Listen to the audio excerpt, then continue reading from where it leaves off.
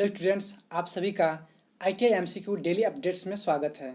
इस वीडियो में ITI trade theory से रिलेटेड MCQ प्रश्नों पर डिस्कस करेंगे जो आपके लिए काफ़ी इंपॉर्टेंट होंगे।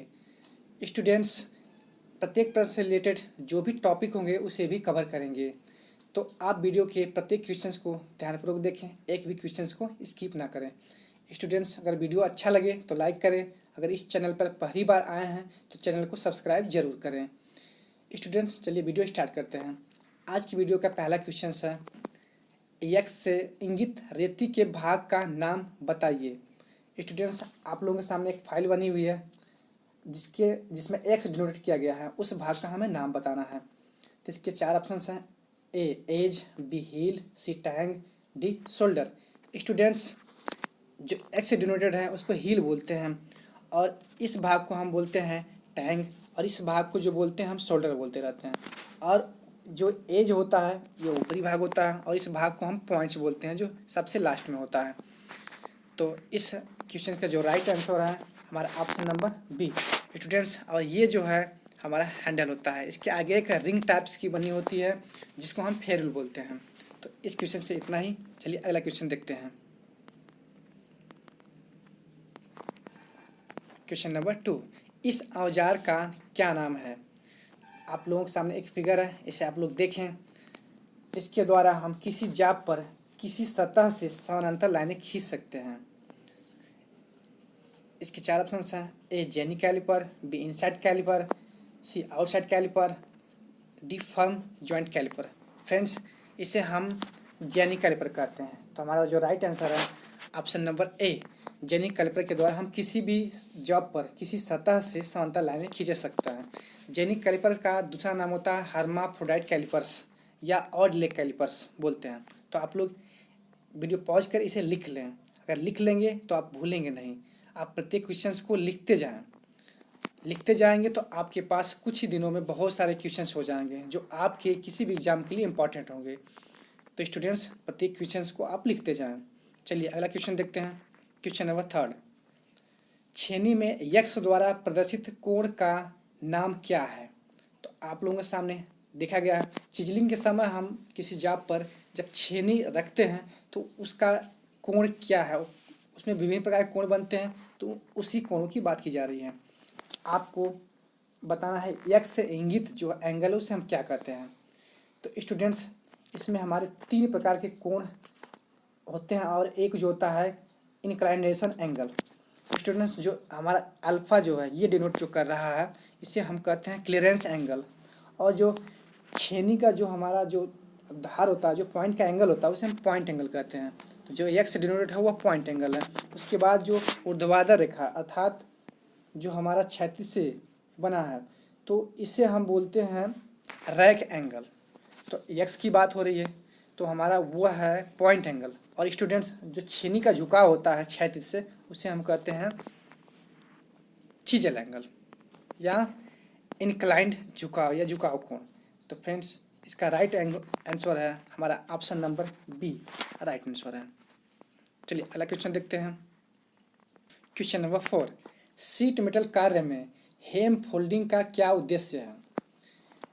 स्टूडेंट्स, एक हेम आया हुआ है। हेम का मतलब होता है जब हम सीट मेटल कार्य अर्थात आप लोग देखे होंगे मार्केट में जब बक्सा बनता है ना सीट का, तो उससे रिलेटेड है। हेम का मतलब होता है जब सीट के किनारों को हम मोड़ते हैं तो उसे ही हम हेमिंग कहते हैं।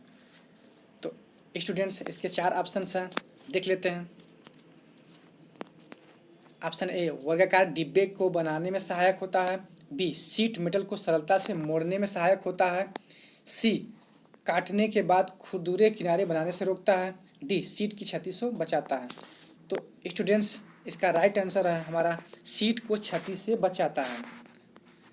हेम का मतलब होता है सीट को क्षति से बचाना। चलिए अगला क्वेश्चन देखते हैं। क्वेश्चन नंबर 5, लकड़ी में कौन सा दोष इसकी शक्ति को कम करता है। तो स्टूडेंट्स, इसके 4 ऑप्शंस हैं। ए, ट्विस्टिंग, बी, कपिंग, सी, क्रैकिंग, डी, इरेगुलरिटी। तो फ्रेंड्स, जो इसका राइट आंसर है हमारा अनियमितता, इरेगुलरिटी जो है लकड़ी की शक्ति को जो है कम करता है। चलिए अगला क्वेश्चन देखते हैं। क्वेश्चन नंबर 6, इस हथौड़े का क्या नाम है। हमारे 4 ऑप्शंस हैं। आप लोगों के सामने एक फिगर बना हुआ है, आप लोग इसे ध्यान से देखें। A claw hammer, B ball pin hammer, C cross pin hammer, D straight pin hammer. तो स्टूडेंट्स आप लोग देख रहे हैं कि उसके एक साइड हमारी अंगुली की तरह है, अर्थात अंगुली के बीच में गैप की तरह है, जिससे हम किसी लकड़ी से कीले निकालने के लिए यूज करते हैं। तो हमारा इस क्वेश्चन का जो राइट आंसर है हमारा ऑप्शन नंबर ए, यह क्ला हैमर है। स्टूडेंट्स बॉल पिन हैमर होता है जिसका एक फेस गोल होता है, वो बॉल पिन हैमर होता है। क्रॉस पिन हैमर, आप क्रॉस पिन हैमर में जब हैंडल की तरफ से देखेंगे तो उसका जो एक फेस होगा वह क्रॉस टाइप में होगा, उसे हम क्रॉस पिन हैमर कहते हैं। और स्ट्रेट पिन हैमर में जो होता है हमारा एक फेस जो होता है वह हैंडल के एक्सिस के सीध में होता है। तो इस क्वेश्चन से इतना ही। चलिए अगला क्वेश्चन देखते हैं। क्वेश्चन नंबर 7, गलत सीजनिंग के कारण लकड़ी में कौन सा दोष उत्पन्न होता है? स्टूडेंट्स इसके 4 ऑप्शन हैं। ए गांठ का बन जाना, बी ट्विस्टिंग, सी क्रैकिंग, डी कपिंग। तो स्टूडेंट्स इसका जो राइट आंसर है हमारा कपिंग। चलिए अगला क्वेश्चन देखते हैं। क्वेश्चन नंबर 8, जस्ती सीट पाइप जोड़ में एक्स के रूप में चिन्हित थ्रेड के का नाम क्या है? स्टूडेंट इसमें फिगर नहीं बना है।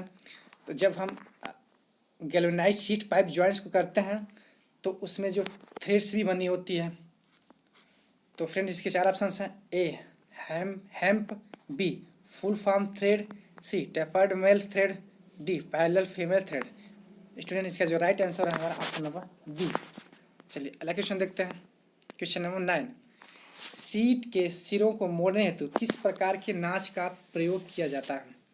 स्टूडेंट्स इसके 4 ऑप्शन हैं हमारे। ए वी नाच, बी तिरछा notch, C square notch, D straight नाच। तो फ्रेंड्स इसका जो राइट आंसर है ऑप्शन नंबर डी, सीधा नाच, स्ट्रेट नाच। चलिए अगला क्वेश्चन देखते हैं। क्वेश्चन नंबर 10, क्रॉस कट ठंडी छेनी का क्या उद्देश्य है? जो हमारी कोल्ड चीजें होती है क्रॉस टाइप की, उसका क्या उद्देश्य है? इसके 4 ऑप्शन हैं। कीवेज काटने में, बी वक्राकार नालियां बना काटने में, सामग्री को कोने से पर चौकोर करने में, डी बड़ी चौड़ी सतह से धातु निकालने के लिए। तो स्टूडेंट्स जो क्रॉस कट चीजल होती है उसका जो यूज होता है हमारा कीवेज, चाबी का घाट बनाने के लिए होता है। चलिए अगला क्वेश्चन देखते हैं। क्वेश्चन नंबर 11, फार्मर छेनी का क्या उद्देश्य है? स्टूडेंट्स इसके 4 ऑप्शन हैं। ए छीलने और जोड़ों की फिनिशिंग में, बी सामान्य छेनीकरण कार्य में, सी लकड़ी में आयताकार छेद बनाना, डी लकड़ी में हल्का छेनीकरण तथा तेज किनारों की सफाई करना। तो स्टूडेंट्स जो इसका राइट आंसर है हमारा ऑप्शन नंबर बी, सामान्य छेनीकरण कार्य के लिए फार्मर चीजल का यूज किया जाता है। चलिए अगला क्वेश्चन देखते हैं। क्वेश्चन नंबर 12, किस प्रकार का अर्धलैप जोड़ प्रयोग किया जाता है जब जाब का एक भाग सिरों के अंत से कुछ दूरी से मिलता है?